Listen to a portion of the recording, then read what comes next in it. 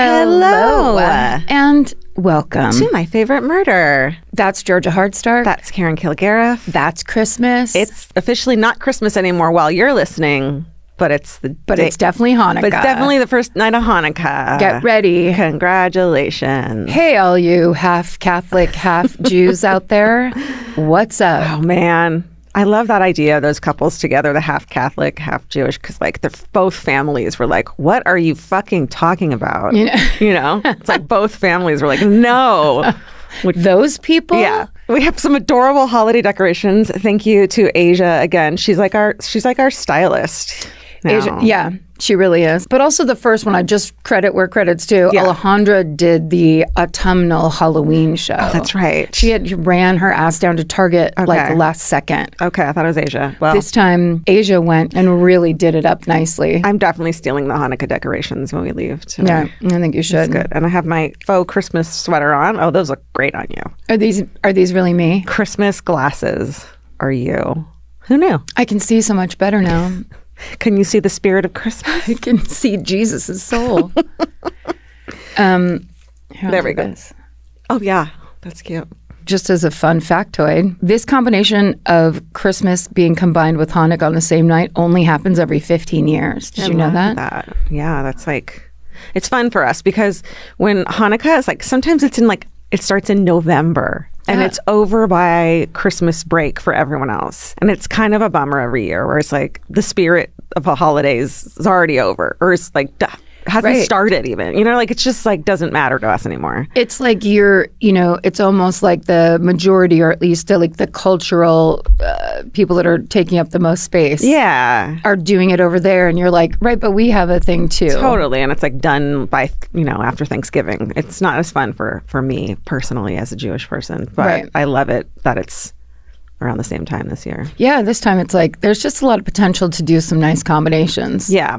You can't help but being a little resentful when you have someone else's holiday off when you've already celebrated your holiday. You know what I mean? Yes. It's a little like, this is sitting in front of the TV. This isn't like warming my soul in any way. Right. I was told by several Jewish friends that Hanukkah isn't the major holiday. Oh, it's no. just kind of thrown in there where it's like, yeah, we get one too. Yeah. Yeah. I don't mean to say it like, I shouldn't say it like we that. Get one too. But it's just not the Christmas of... We get one too, even though we had ours first. Right. First book.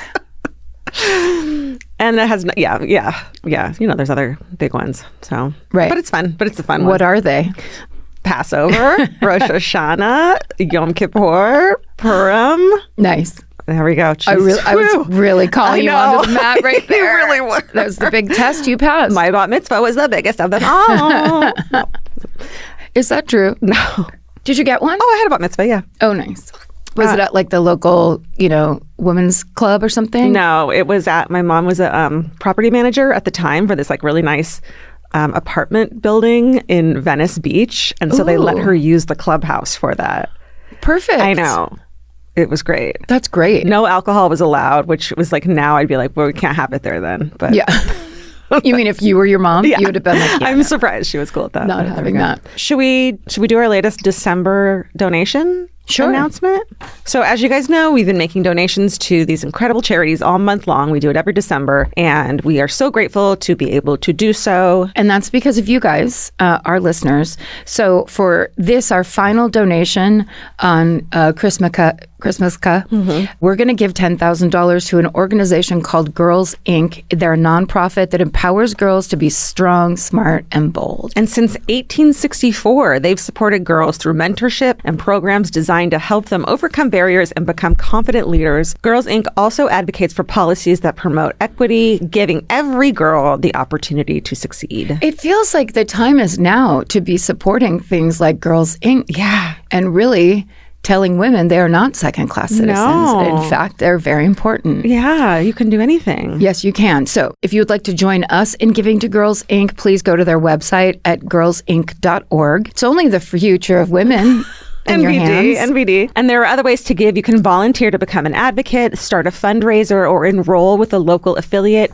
It's all on their website, girlsinc.org. So let's keep showing up for each other in 2025. This is how we're going to do it. Yes, let's. Oh, speaking of, I have a little email I think you will enjoy. The subject line is, Goth Cloth Co. on My Favorite Murder. Is this a dream? Did I die? Am I a ghost? And it says, hello, MFM ladies, critters, creepers, ghosts, and ghouls. Wowza, what a morning.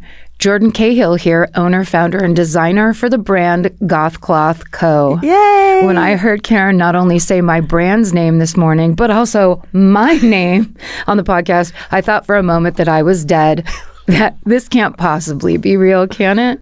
First and foremost, I just want to express my insane gratitude that MFM would take the time to check out my company and my personal statement.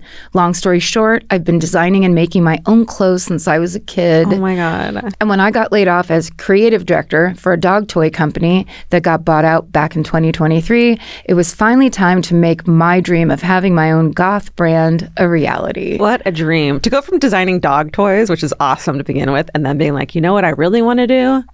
Can we get a line of goth dog clothes? I was just thinking, do you think Jordan may have been doing a little bit of that while she was at the dog toy company? Definitely. I mean, dogs see black and white, right? So, like, give them black toys. And they also love 808 State, right? I mean, that's a band from when I was 20. I'm not sure. Yeah, I don't know. If they count. The rest is never in a million years did I think my favorite podcast would be sharing my brand with their community. I am floored, honored, blessed, and actually deceased. I started listening to MFM way back in 2016. Not quite a day one listener, but close. Day one listener, I think people literally think they had to be there for the first episode. It's like the same thing as hometowns. Like it's not hometowns anymore. We want to hear any story. And day one listener means like, early days. Early-ish days. Although to be there on day one. An actual day one is something else. So I think that's what Jordan's talking about, but close. As I started my work from home freelance journey after grad school, almost 9 years later, I continue to have so much love for Karen and Georgia. They're the cool, enlightened aunties that this Southern goth always wished she had. When I heard the minisode story, Find a Goth, I thought we have to repost this on the Goth Cloth page because one, it was so on brand for the community I've built and the alternative community as a whole, they really are the best folks. And two, and more importantly, LOL, it'll help me find other murderinos. Yay. I love that it could help bring exposure to the show and Nick Terry's work. And honestly, I just thought it was so cool that the story and message resonated with so many people. Goths rock. It's so sweet. From the bottom of my spooky heart, thank you, MFM, Jordan. Yay. Isn't that the sweetest? I love that. I do too. I was talking to Nick Terry at our holiday party just last week about them reposting it, and he was so excited. And I was like, I knew that one would be a good one. Sometimes we'll start talking, and I'll be like, this needs to be a Nick Terry, and then I'll go like, what should I do to make it like possible, like, or to make it easier for you? Right. And he was like, make things have voices. Give voices to inanimate or, random objects. So like that's our cue is like when you were talking about like a lockbox or a fucking money tunnel, we need to like give those voices. I love being a lockbox or whatever. Like that. I'm not performing for Nick Terry. He's not my director. I love Nick Terry and his face so much. My God, he's so cute. He's a great man and a true artist. Truly. Do you want to do some ERM highlights real quick? Let's do it. Okay. We still, even on the first night of Hannukah, we still have a podcast network called Exactly Right Media. Even now, in today's day and age. So here are some highlights. We have new videos. Have you seen them? And would you like to see more? Well, then join the fan cult and you will never miss anything ever again, ever in life. Visit fancult.supercast.com and get in on the action. And you can follow us, please. We really appreciate it. Our handle is Exactly Right. And there you'll get updates for shows like This Podcast Will Kill You and Ghosted by Roz Hernandez. Just give us a follow. It helps us out. Yeah, it helps everyone in the podcast world. Yeah. If you follow us. Yes. We can't follow you. It would be too hard. Also, please rate, review, and follow all of our shows wherever you like to listen. Just if you listen on the iTunes app, when you're listening, it's there. You just don't pay attention to things like that. I don't for sure. But if you just look, it'll give you the opportunity to just hit 5 stars as you're listening. Or there's a little heart. If you could heart that, that just helps us out a lot. Add to show, follow show. Yeah, follow, subscribe. Something along those lines. Get in there. Learn what your phone does. Please. Wow. That was weird. Well, do you want me to tell you a story? I'm eating the Christmas candy that's on the table. You get to. Okay, good. Yes. Because it's my day. This is a short one, even though Asia decorated. We went all out. We're themed out. It's just going to be me telling a story on this Karen one. Solo. I'm so excited about it. I can just chill out and eat fucking candy. Throw your feet as high up in the air as you can. And wave them around? Yeah, like you just think it's Christmas and Hannukah at the same time. I'm very, very excited about this story. Okay. Because I don't know if you know this about me, but I'm a real big fan of Aretha Franklin. When I was in college is kind of when her greatest hits album came into my life and never left. And my favorite thing that I started doing, which I now have learned is a coping mechanism and a way to self-soothe your nervous system, is sing along with her album. Oh. Singing is a kind of like a somatic healing practice. Sure. Which I never did. Personally, I think she's the greatest singer of all time. Yeah. If you've never done it, go onto YouTube and go into a Aretha Franklin video wormhole. You will not regret it. There's some unbelievable stuff, especially from the 60s and 70s that she did. There's one thing where she made a video walking. It's like a live shot of her from a TV show, but she's walking down side streets in Manhattan singing. What's that? I won't be able to remember it and I can't sing it, but singing a song to camera, basically it's one of my favorite things of all time. And it's she's got a 70s plaid coat on and it's 70s New York around her. Wow. It's the best. She also did the thing where she stood in for Pavarotti when he got sick last minute. She sang the song Nessun Dorma with a full orchestra. She sang opera. Holy shit. She is a true insane talent. Yeah. And so I'm going to tell you a little story related to that. I'll set the scene. Okay. It's 1969 in a packed club in Fort Myers, Florida. And the show tonight is guaranteed to be unforgettable. There's a sold-out crowd of 1,400 people buzzing with anticipation to see the one and only Queen of Soul, Aretha Franklin. The lights go down and Aretha's introduced, but as she steps onto the stage, something feels a little bit off. For a split second, this legendary performer actually looks nervous. Then she starts to sing, and that voice is unmistakable. Everyone knows they're in the presence of a legend, except they're not. What this packed crowd doesn't know is that it's not Aretha Franklin that they're listening to and watching. The woman on stage is an imposter, and she is here under duress. She's being forced to impersonate Aretha Franklin, and if she doesn't comply, it could cost her her life. What the fuck? This is the story of singer Mary Jones. Oh my God. Twisty, turny. Wow. Alejandra, is this Maren's suggestion or is it yours? No, I think this is Maren. This is my researcher, Maren McGlashan's suggestion, and I was just I feel really seen right now. Yeah. I feel really cared for right now. Yeah, for sure. Wow. Okay. Right? So the main source of today's research is reporting by a journalist named Jeff Maish, and that includes a Smithsonian Magazine article that he wrote called The Counterfeit Queen of Soul, which is heavily cited throughout what I'm about to read you. He also did an episode of our friend Phoebe Judge's podcast Criminal in 2023, and that episode is called The Impersonator.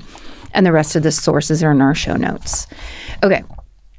So it all starts in the early 40s when Mary Jones is born in West Petersburg, Virginia. It's a small town about 30 miles south of the state capital of Richmond. And like so many incredible vocalists, Mary gets her start singing in the choir of her Baptist church. It's here that her reverend, a man named Billy Lee, takes note of her incredible talent. Mary has a phenomenal, soulful voice, and she's undeniably gifted. So Reverend Lee forms an all-black gospel group called The Great Gate, and they perform at churches around the region. And the Reverend will later say, quote, I had to teach most of the folk in my groups, but there was one young lady I did not have to teach soul. End quote. And that young lady is Mary Jones.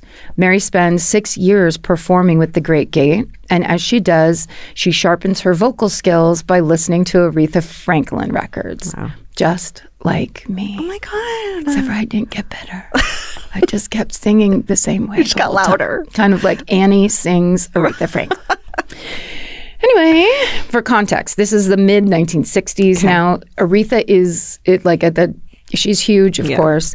In 1967 alone, Aretha Franklin released Respect, Natural Woman, and Chain of Fools, just to name a few of the string of her mega hits. Wow. Like incredible songs, one after the other. So, of course, Mary Jones really admires Aretha. And as Jeff Maish notes, quote, Aretha Franklin was a role model for so many women in that culture because she made it. She was scouted in a church. She'd been spotted singing gospel and had gone on to become an incredible success. Gold, platinum records, Grammys. She had all the trappings of success, the limousines, the fancy frocks. She was a superstar on the front cover of magazines. End quote. There's also an amazing clip where she walks on stage and drops her fur. Like she's wearing this insane fur coat. And then she just kind of like drops it like it's an old robe. And you're just like, you're the queen. You are a queen. Yeah. So Aretha's music injects so much joy and soul into Mary Jones' life that she actually likes to run a speaker out of her house and into her yard so that the people who live nearby can listen with her as she sings along and belts out Aretha tunes. And if you know Aretha's music, there's real heartache at the core of a lot of it, and Mary's life was no different. By 1969, 27-year-old Mary has been widowed once, then divorced from her second husband, who was an abusive alcoholic. So now she's raising 4 young sons as a single mom. Oh my God. Like not even 30. Yeah. 4 young sons. Sing, sing, sing. Oh, self-soothe. for your supper. Get it out. Yeah, exactly. Levi. So as you're saying, to earn some extra money, Mary starts taking gigs at local nightclubs. But because she's a very deeply committed member of her church, she has to keep that part of her life a secret. People drink, dance, listen to blues music at these clubs. Who knows what they get up to? Yeah. But it's jazz cigarettes? Jazz cigarettes. Hugs. It's all the things the Baptist Church does not approve of for people's lifestyles. So when Reverend Lee finds out about Mary's double life, he sneaks into a venue called the Mousetrap to watch her sing a set. Oh, dear. The Reverend sits in the dark corner, stone cold sober, of course, and he prays that what she's about to do will not disappoint him. He tells himself, quote, don't lecture her, don't preach to her, she'll be all right, end quote. Mary has no idea he's there. And what Reverend Lee sees that night is a shock. She's introduced as Vicky Jane. Sometimes she goes as Vicky Jones also. She walks on stage wearing a wig and a costume that all but completely disguise church-going Mary Jones. And she has morphed into an absolute diva. Oh, my God. With a backing band, Mary begins to perform all of the great Aretha Franklin hits, and she sounds exactly like her. Oh, wow. The crowd goes nuts, and we can only assume the Reverend did too. Oh, my God. So then in January of 1969, Mary performs at a club in Richmond called the Pink Garter. These names are great. I mean, you know the Reverend didn't go to the Pink Garter. No, he would never. The Mousetrap, he can justify. Mousetrap's okay. Right? Yeah. And that show changes the course of her life because there she has a chance encounter with a singer named Lavelle Hardy. So Lavelle is a 24-year-old singer from New York City. He's a hairdresser by trade, but he's trying to break into the music business, and he has had some success. In 1968, he released a record that Jeff Maish describes as, quote, a minor hit in the UK, end quote.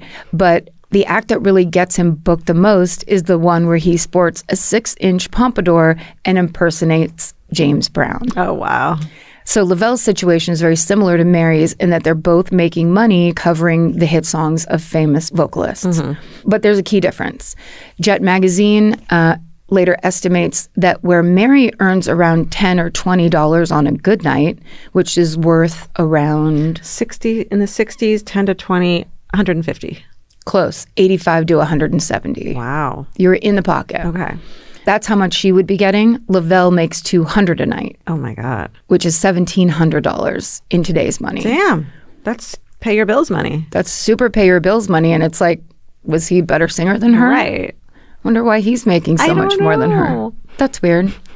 Someone called Girls Inc. So tonight at the Pink Garter Club in Richmond, Virginia, Lavelle watches Mary absolutely crush it on stage. He is blown away by her ability to channel Aretha both vocally and visually. Lavelle will later say, quote, she's identical from head to toe. She's got the complexion. She's got the looks. She's got the height. She's got the tears. She's got everything. Wow. As Lavelle witnesses the incredible talent that is Mary Jones, he senses an opportunity. He wants to take Mary on tour, but not as Vicky Jane or Vicky Jones. He knows that he can make way more money way faster. So for context and just for the young people who forget, the years before the internet, they did exist. There was a time where you couldn't just look someone up with a click of a button. Back then, in like the 50s and 60s, knowing what your favorite musical artist looks like would basically be based on their album covers, right. Maybe a 3-minute set on TV, maybe pictures in magazines. If they're lucky enough to be able to afford a ticket, they might be able to go see them in person. Okay. But for the most part, fans recognize their favorite performers by their voices.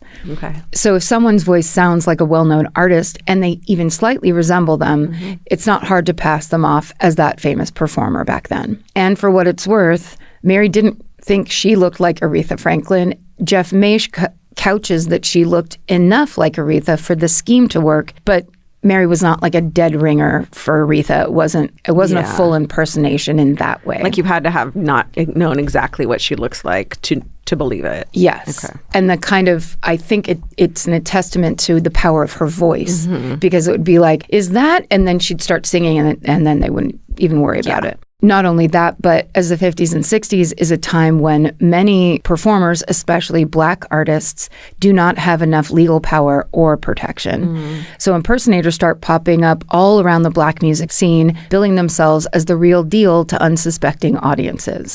So that, I guess, is like a common thing that happened back then. Yeah. And because you can make a lot of money off of a good impersonator, some of them even eventually have connections to organized crime. Like a system starts being put in place of how to find these people and how to like exploit and put these people on tour and everything. Like managing, but it's shady. Yeah. In his Smithsonian Magazine article, Jeff Maish mentions a guy named Roy Tempest, a London-based promoter who collaborated with the New York Mafia to employ, quote, the world's greatest singing postmen, window cleaners, bus drivers, shop assistants, bank robbers, and even a stripper, unquote. I want to go to that party.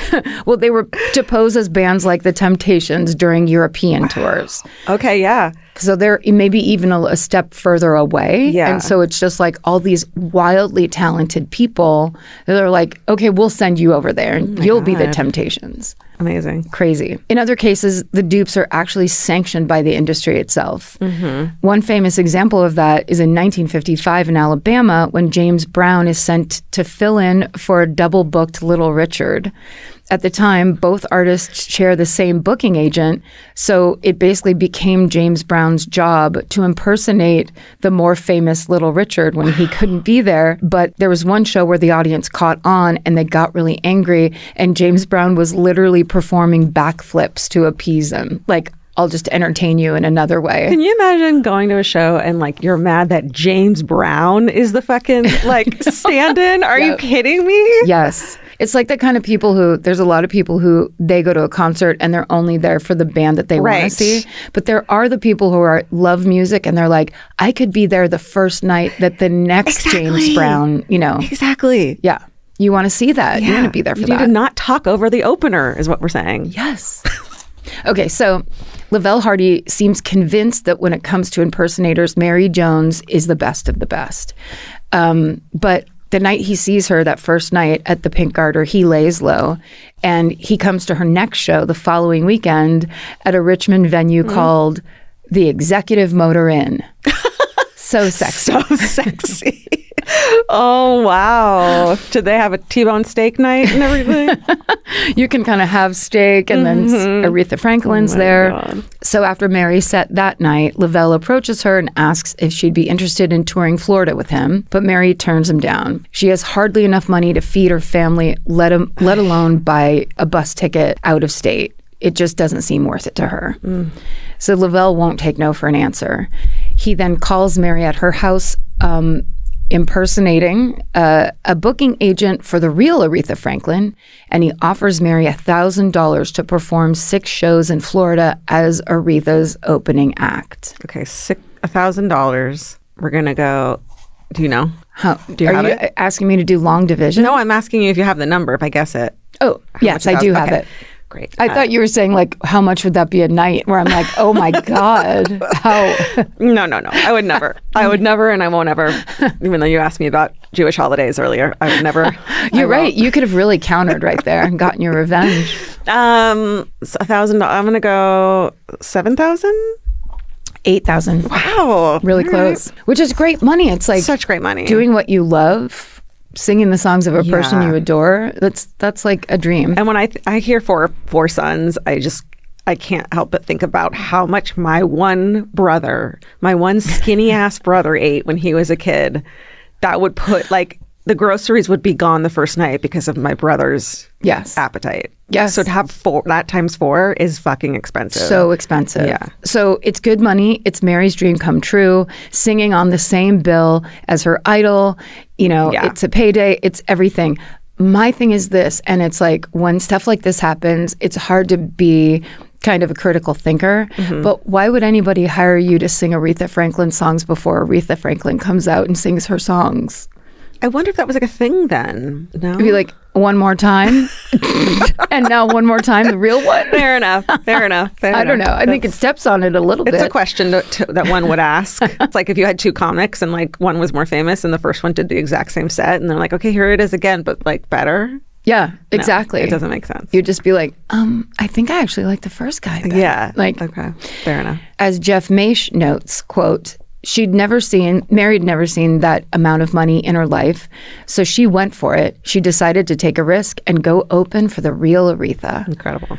So Mary leaves her kids with her mother and goes to a local lending company to borrow the bus fare. Oh, no. Yeah, and she makes her way down to Melbourne, Florida. But when she arrives, she learns that Lavelle does not work for Aretha Franklin. Mary's not going to be opening for Aretha Franklin. Instead, she'll be impersonating the Queen of Soul for oblivious audiences. Mary refuses to comply. She would later say, quote, that Lavelle threatened to throw me in the bay. Holy shit. She doesn't know how to swim, and he said to her, quote, your body can easily be disposed of in the water. Oh my God. Yeah. So she has no choice. Oh, how terrifying. Yeah. Not only that, but she does not have the money for the bus fare home. I was just thinking that, she got enough. She thought she was going to get paid, so she'd pay for the bus ride home. Oh my God. And the trick of, I'm going to live my dream, so you're not really focusing on what if something bad happens? You're like, here I go. Totally. Ugh. Now she's in an unfamiliar southern state as a Black woman in the 60s. Right. You're not going to fucking hitchhike home. No. It's logistics, it's personal safety. Mary has no recourse. She's forced to go along with Lavelle's scam, and it works. It works so well that Lavelle starts shopping, quote unquote, Miss Franklin around at venues in small Florida towns, claiming to be her agent. He offers to book Aretha Franklin for just $7,000 a night, which would be worth about $2,200. $60,000. That's what I meant. I know. In today's money. I meant 22,000. Yeah, 22,000. Okay. But it's 60, Shit. and even then it's a steep discount from what the real Aretha is charging a night, which is more around 20 grand a night, which would be how much today?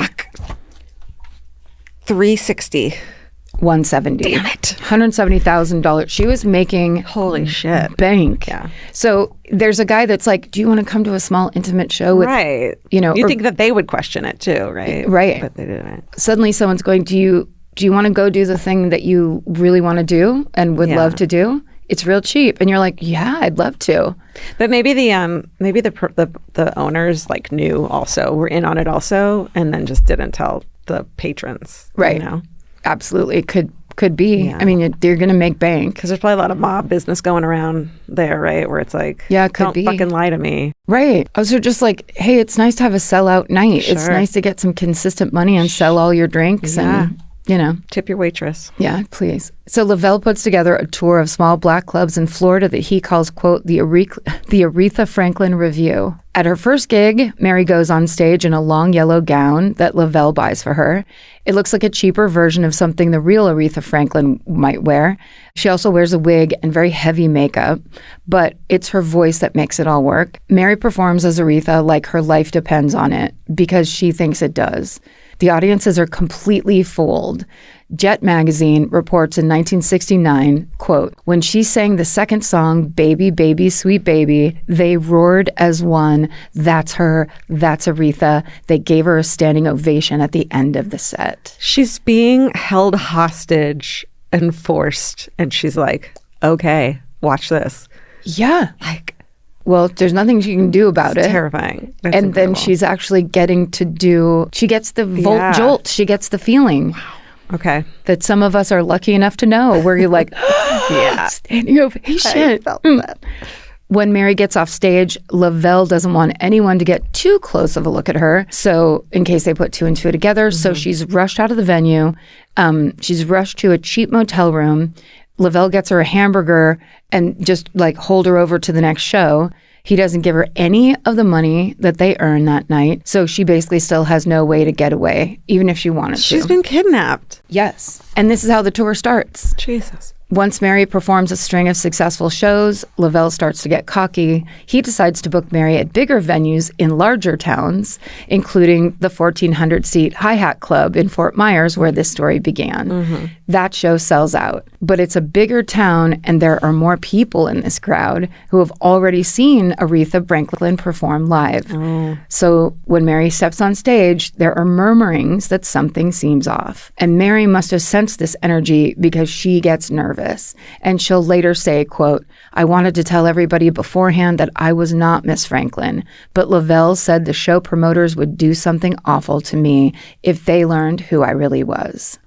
Fuck. Yeah. This is a kidnapping. Sorry. Yes. Legit. So Mary eventually settles into the set and, of course, nails it once again. Jeff Maish writes this in his Smithsonian piece, quote, the hoodwinked conductor urged his band to play the Franklin song, Since You've Been Gone, and, as it always did, the music transformed Jones. With every note, her fears melted away. She closed her eyes and sang, her powerful voice a mixture of Saturday night sin and Sunday morning salvation. Wow. That's such a good line. Yeah. Any doubters in the crowd were instantly convinced.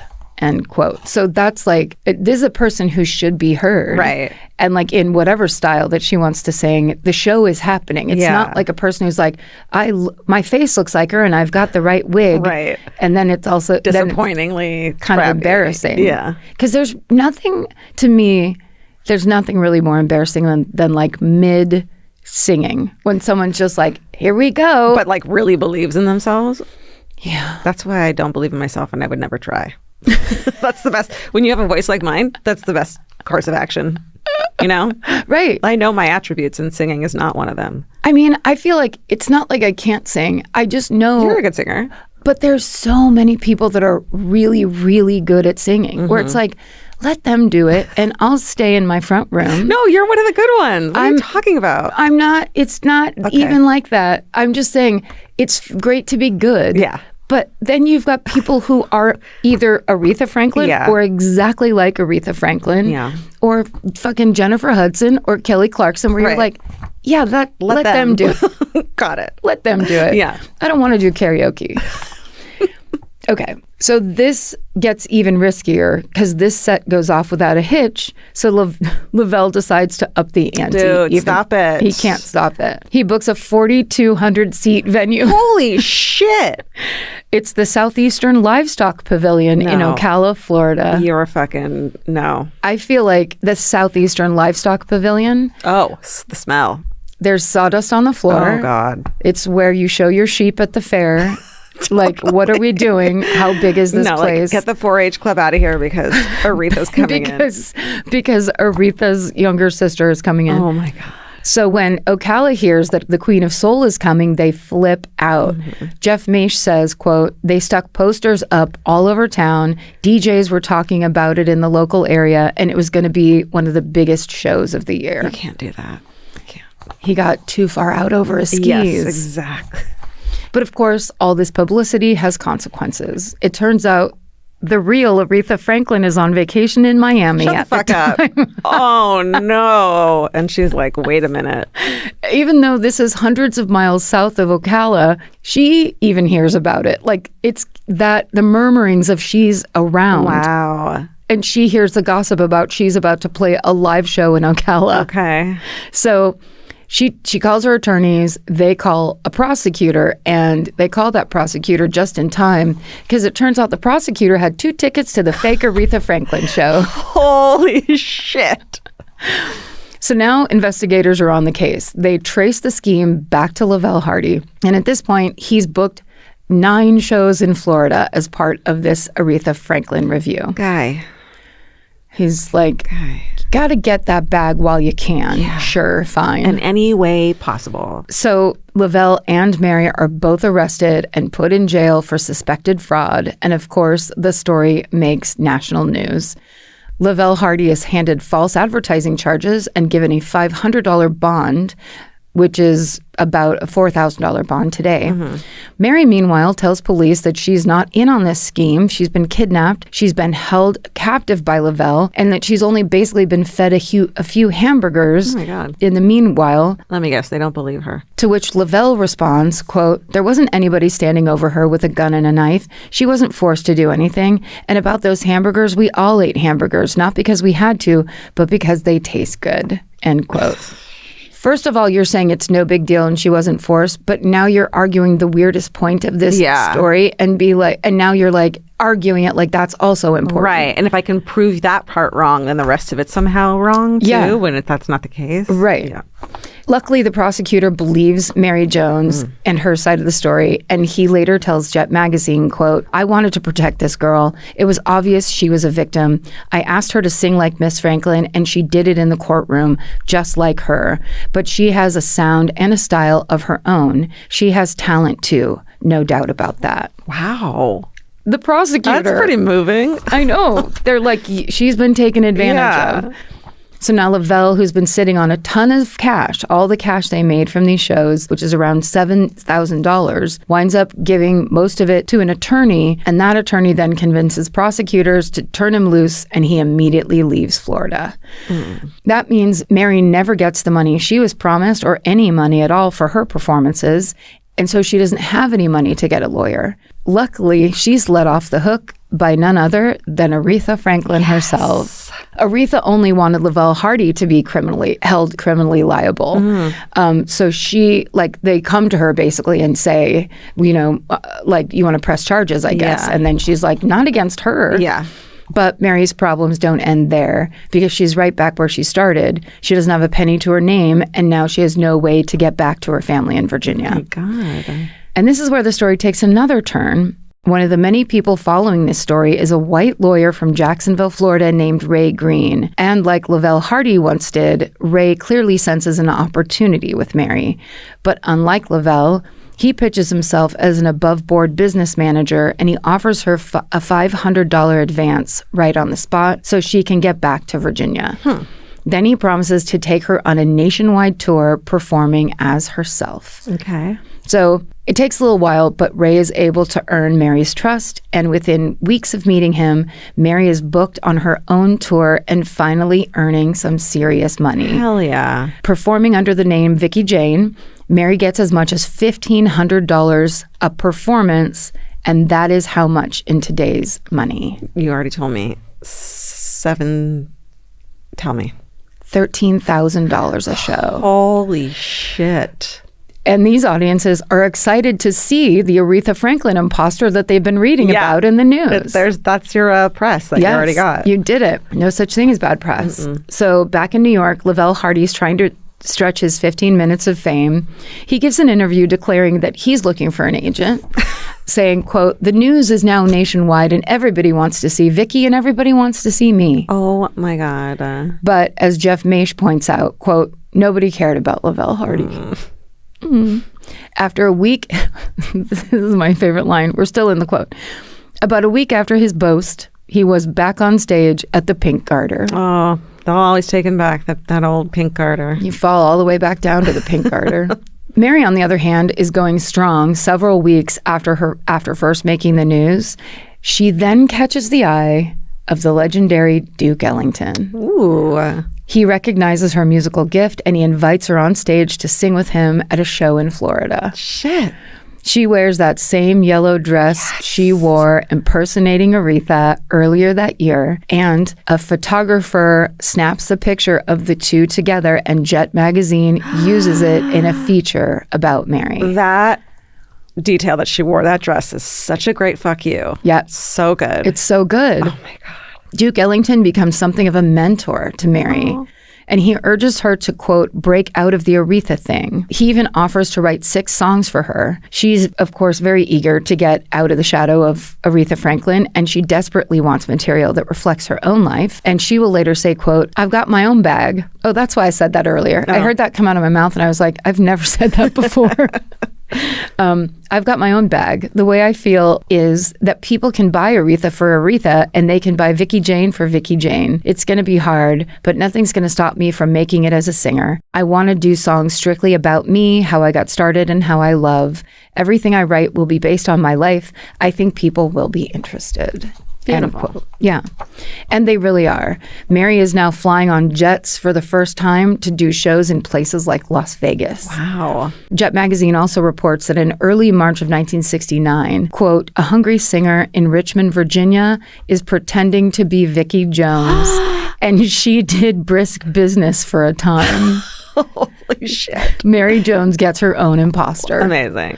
So Mary tours for a year and earns some serious cash, but back at home, her mother is no longer able to care for her boys, and they wind up living with Mary's ex-husband. He wastes no time in telling the children that their mom abandoned them and that she'd never come back for them. Mary's son Gregory becomes so distraught that he changes the station anytime an Aretha Franklin song comes on the radio.